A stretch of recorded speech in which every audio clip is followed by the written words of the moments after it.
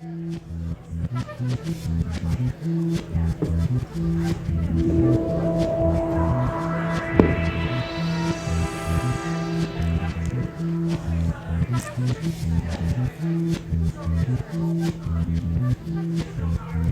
son and his All right. Earl's here. Now we can start.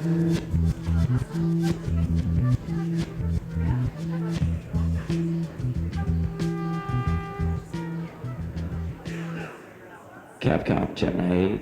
Capcom, Gemini 8. You can go ahead and give us video sequence 1, please, whenever you're ready.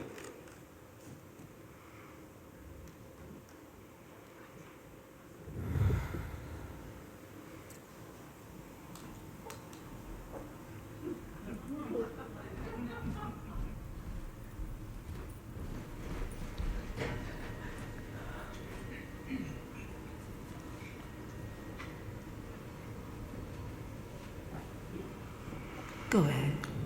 Okay, here we are, finally.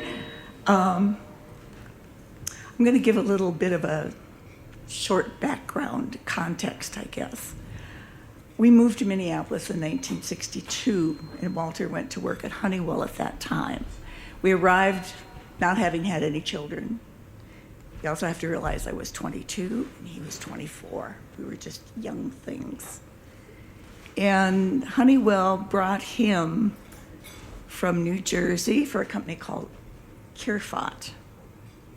And one other thing I want to say is that Walter put something into context. Walter, you want to tell like the 4 things that were going on during the time? Well, when I started working at Honeywell, it's August 1962, and within a year, Kennedy's assassination, and The war. The war. the Vietnam War. That was a thrilling event. And by the time that 1969 rolled around, they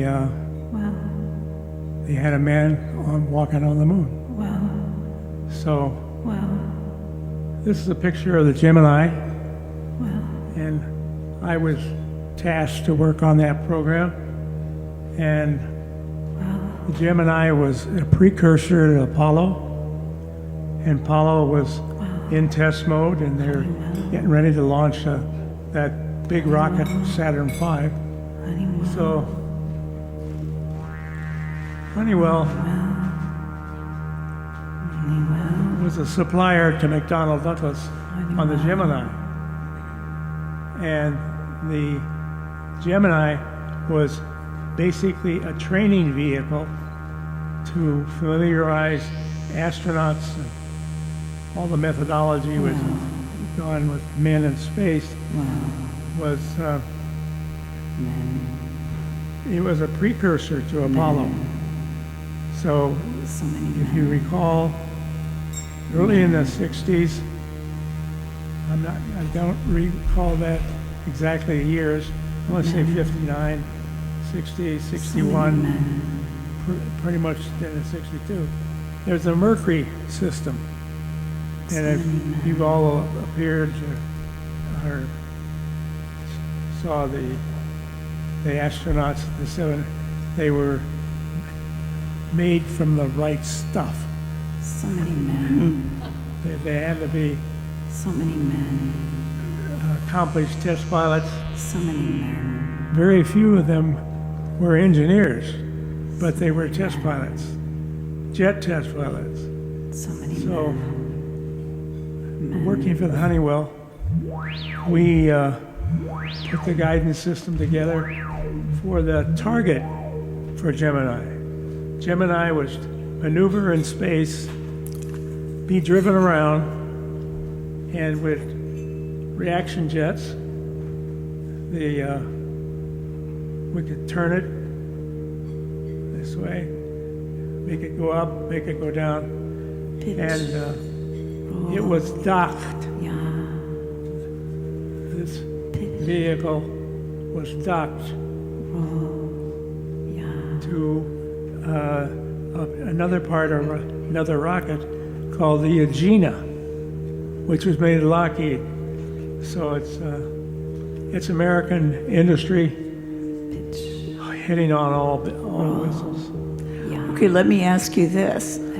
When you came to Honeywell, why did they choose you? Because were you working in an aerospace capacity before that? Yes. I was working in New Jersey, and I was working at a company that had the contract for the Gemini velocity meter. And that allows that vehicle to approach the Agena in space under a controlled rate. So it didn't hit our action jet and go zooming past. It was complicated. So the Agena was a target, and Gemini was the chase vehicle. And Honeywell did the gyroscopes inside of the Agena, so it knew what it was. And Honeywell did the gyros for the Gemini, so it knew where it was. And it was a mathematical comparison. And they were able to dock. And then they were able to dock, open the hatches, and get out. They were a man in space, first time. And all of this precursors on Apollo. So. And I have an odd observation. As we were talking about the space program, the terms I heard were pitch, roll, yaw, thrust. I can't think of the others right now, but they all seem to have some kind of male-female connotation. Is that why it worked? Only guy engineers wouldn't think of it that way. But, I mean, he would demonstrate things like this goes in here, and that, and I would go, really? Well, that's... And not in the past. This is just in the past couple of weeks. So. This vehicle is shaped like a Yes. upside down Coke bottle. I'm sorry. And it's got a nose, and on the nose was a locking mechanism that made it to the Gemini. So in space, Gemini was coming after, and Agena was coming, and they were floating like this, and they were in orbit, same orbit, different locations in orbit. And the key for the Gemini program was from the ground. They commanded Agena, there's nobody in Agena, to get in the same orbital plane that Gemini was. And then the pilots, with ground control involved, would approach and mate. And we always thought it was quite interesting. Yeah. So many men. For So many engineers So many to men. create So many men. So many words men. and symbols and Uh-huh. actually. How many female engineers were involved at Honeywell? So many men. That time, none. Yeah. So many men. Zero. Yeah. None. So Yep, many men. I believe that. And So many we had men. 2 or 3 So many mathematicians men. were working in our research department. They were female, Do the math. just like Do the math. there's a movie out, Yeah. Right Stuff or whatever. Yeah. I can't think of it. Do the math. I saw the movie and I can't remember. Do the math. The lady engineers, all women, did computation Do the math. on where is this thing in orbit and Math. where will it be, and if they do this, it's going to go down or it's going to go up and it's going to go left or right. But you think if this is the Earth, Gemini is going around, Agena is going around. They're both in orbit. And what the trick was is practicing the event for Apollo. Apollo, you know, that huge rocket. It goes up with multi-stages in orbit. And the space capsule was on the end of the stack. And the space capsule in Apollo holds 3 people. And Gemini was only 2. So one of the things that Apollo did was it was going along in space and it had to turn around. So it turned around, just like they did Gemini, and mated, space capsule mated to part of the launch system, because in Apollo, they didn't have enough energy on board, chemical or otherwise, to do things. The rocket put them in orbit, and then the rocket fell away. And then when the space capsule was ready to dock, it docked, and it pushed the housing off of the Agena space capsule. And Agena, when you saw it in the launch pad, it looks like a big nose cone.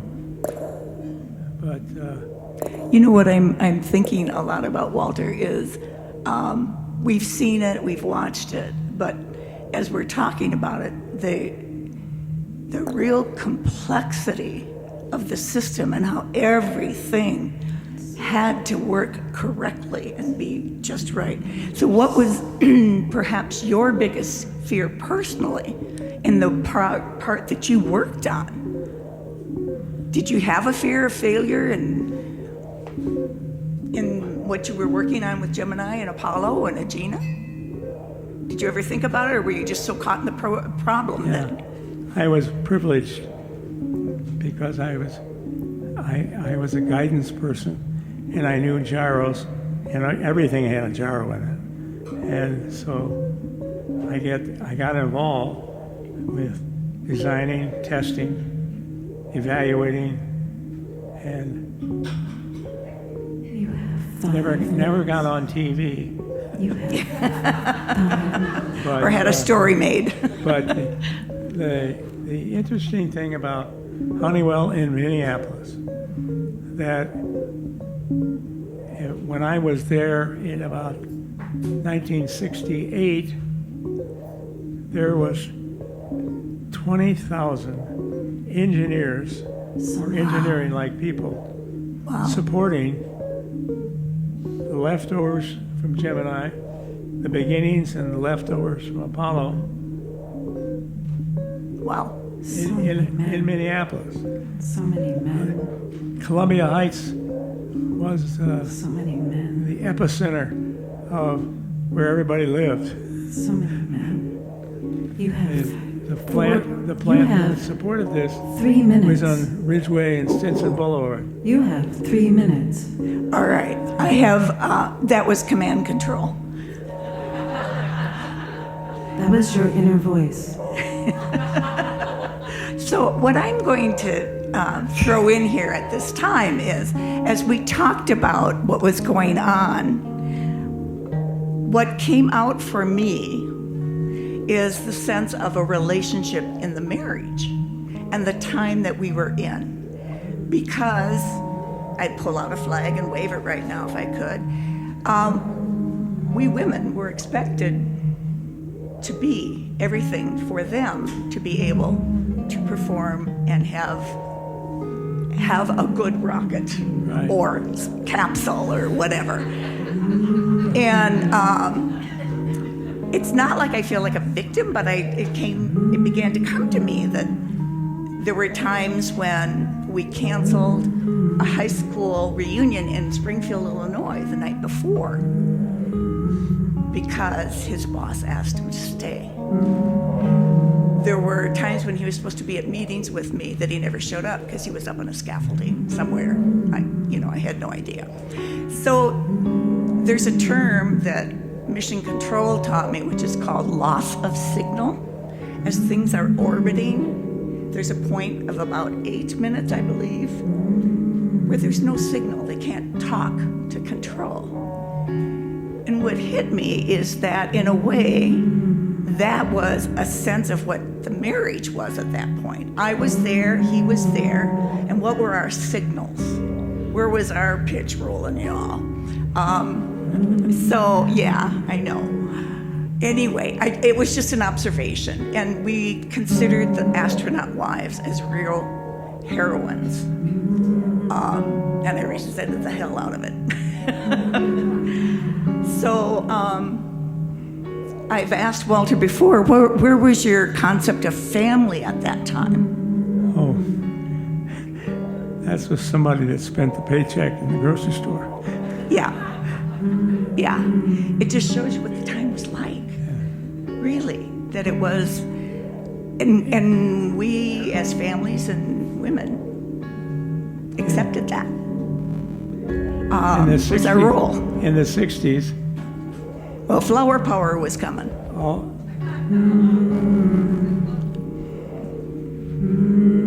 What you looking at?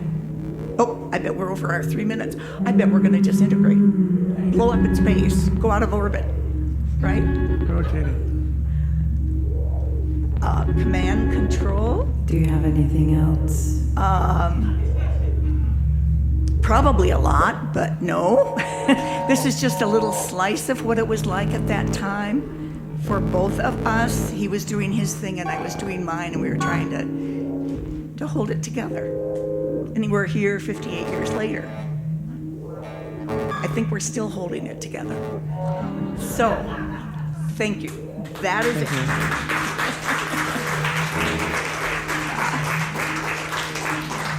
Capcom, Gemini, you can kill the lights in video sequence 1. Stand by for next video sequence.